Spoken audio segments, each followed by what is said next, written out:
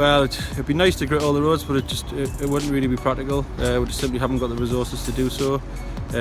We've got the prescribed gritting routes in place, using, as I say, the risk-based approach to ensure that we'll get the main arterial routes cleared to keep the city moving. Well, for each of our 7 routes, we've got an allocated vehicle for each of the routes, so we have 7 vehicles. All the vehicles are less than 2 years old. They're all Euro 6 compliant. Obviously, with them being newer vehicles, they've got all the new technology on, like they've got GPS, which allows us to track where and when routes were gritted and like how far on the routes they are. They've got route navigation, which is like a sat-nav to direct the driver around the routes to make sure there's no bits missed. They've also got an auto salting capability, which means all the information is input into the computer and the vehicle automatically adjusts spread rates, spread patterns, like depending on the road widths. Well, behind me here is where we keep all our grit that we're used to grit the roads, footpaths and fill the grit bins. Before each winter period we fill it up to 9,000 tonnes, which is the full capacity. This year so far I've used 1,000 tonnes, so it leaves 8,000 tonnes in place. The amount of grit we hold has always been well enough sort of to grit the whole network over the winter period. Just to give you an example, the 17-18 season, which was when the beast from the east came, we used 4,500 tonnes of salt, which is roughly half our capacity, so we're pretty covered for salt for the winter. Okay.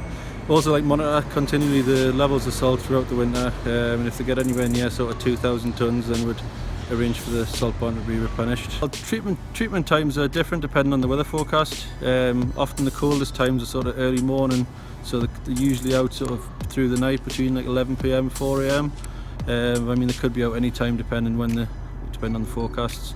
We also try to sort of program the routes around peak traffic times to avoid congestion. Well, our decision makers, they get like a dedicated forecast from Meteor Group. They use this forecast alongside real-time data from our weather stations to predict sort of upcoming road surface temperatures. Also things like cloud cover and moisture on the road will go towards what treatment are required. And people often think that when spread grit it'll automatically sort of melt the snow and ice. It's not always the case. That it often needs traffic to run on the salt to break it down and form like a solution, which is called brine. This then spreads across the road, melts the snow and ice and prevents refreezing, which is why obviously it instantly doesn't melt. Well, it's quite often, we've got 7 routes. Each grit is allocated to a certain route. Obviously when gritters have completed the routes, they could be returning back to the depot. We do have a few of the routes planned to start and finish at the depot, but obviously we couldn't have all 7 routes starting and finishing at the same place. It's also worth noting that there's a lot of private gritting vehicles on the road, which could be on the way to supermarkets or retail parks, things like that, which don't look dissimilar to our gritters, because a gritter is a gritter sort of thing, which is why often people might see them driving around.